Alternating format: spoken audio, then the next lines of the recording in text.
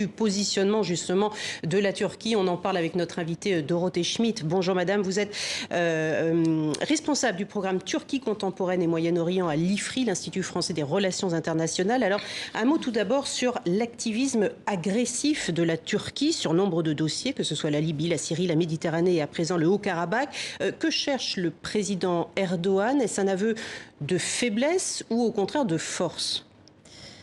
Peut-être qu'il y a 3 mois, je vous aurais dit que la Turquie était plutôt en position de faiblesse, mais aujourd'hui, je pense que les effets de la crise sanitaire les mettent paradoxalement en position de force. Parce qu'en réalité, les Occidentaux qui ont été très frappés par la crise, que ce soit les États-Unis ou un certain nombre de pays européens, ont eu autre chose à faire que de surveiller les moindres mouvements de la Turquie.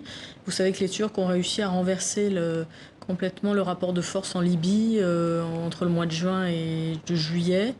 Et aujourd'hui, je pense que cette victoire-là, elle les a galvanisés. Alors, est-ce que Tayyip Erdogan a un projet qui est un vaste projet impérialiste, stratégique, ou est-ce que simplement c'est quelqu'un d'opportuniste qui finalement se jette sur les dossiers ratés aussi bien de l'Union européenne que des États-Unis? Je pense qu'en réalité, il y a quand même un projet turc qui se construit au fur et à mesure de ses réussites et de ses victoires. Donc c'est pas pour autant pour se positionner comme puissance régionale face à une faiblesse en interne?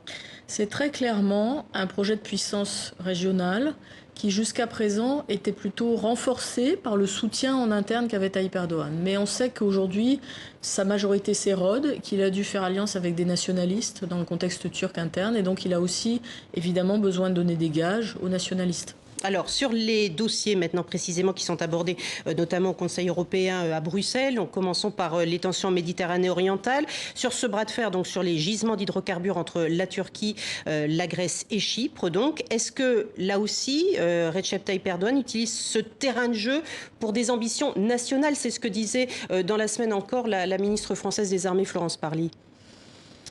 Oui, certainement. Ce qui se joue là avec l'Union européenne, c'est que, comme l'a très bien rappelé votre correspondant, on a des multiples niveaux d'accord avec la Turquie. On a des partenariats avec la Turquie par différents canaux, et on a aussi des relations entre la Turquie et certains États membres de l'Union européenne qui sont des relations importantes. Je pense notamment à l'Allemagne et la France.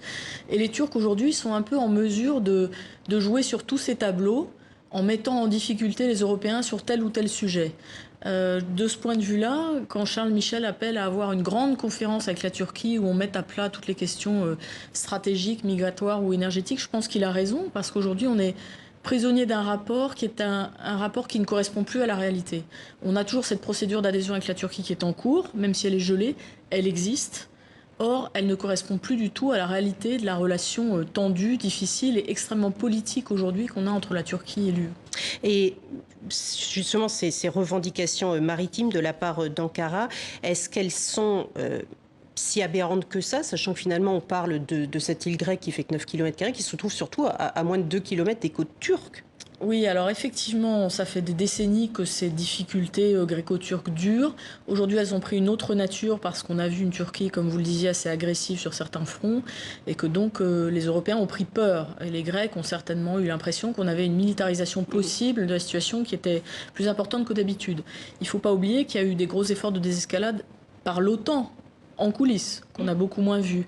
Et aujourd'hui, la crise est plus ou moins calmée, et les Turcs et les Grecs vont entrer en discussion pour effectivement l'usage de ces eaux qu'ils partagent géographiquement, mais pas juridiquement. Et c'est vrai que les Turcs se sentent emprisonnés en réalité dans ce cadre juridique que par ailleurs ils n'acceptent pas, puisque la Convention sur le droit de la mer, ils ne l'ont pas signée. Ils n'ont pas signé. Sur le Haut-Karabakh à présent, c'est un conflit vieux de 30 ans. Pourquoi la Turquie fait irruption sur cette scène? La Turquie ne fait pas vraiment irruption sur la scène, c'est un soutien traditionnel de l'Azerbaïdjan. Il y a un contentieux historique évidemment énorme avec l'Arménie, puisque la Turquie ne reconnaît encore pas à ce jour le génocide arménien.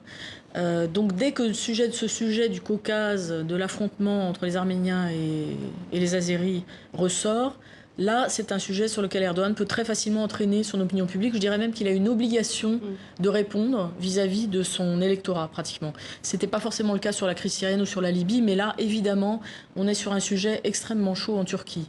Alors ensuite, prendre le risque de participer à une escalade militaire, ça semble évidemment quelque chose qui est Très assez fou. brièvement, Emmanuel Macron réclame aujourd'hui des explications à la Turquie par rapport au fait qu'ils disent qu'il y a une ingérence de groupes djihadistes qui traversent la Turquie pour se rendre au Karabakh. Comment faut-il comprendre cette ingérence-là ? Écoutez, les Turcs sont en appui à l'armée azerbaïdjanaise par du conseil, par de la formation, mais aujourd'hui, la Turquie est probablement en train de décliner sur ce micro-conflit qui pourrait s'envenimer le modèle qu'elle a testé en Syrie et en Libye, c'est-à-dire effectivement le recyclage de mercenaires pour éviter aussi d'engager directement des soldats turcs, mais ça c'est un modèle que les Russes ont expérimenté dans ces mêmes conflits auparavant. Emmanuel Macron a très clairement dit que pour lui c'était une ligne rouge, donc ça veut dire que le contentieux avec la Turquie va grandir et ça va aussi devenir un sujet européen parce qu'évidemment l'Arménie aujourd'hui elle était en train d'essayer de tenir cette position un peu d'équilibriste entre la protection russe et son rapprochement avec l'Union européenne, avec l'Occident. Merci beaucoup Dorothée Schmitt pour votre analyse de la situation.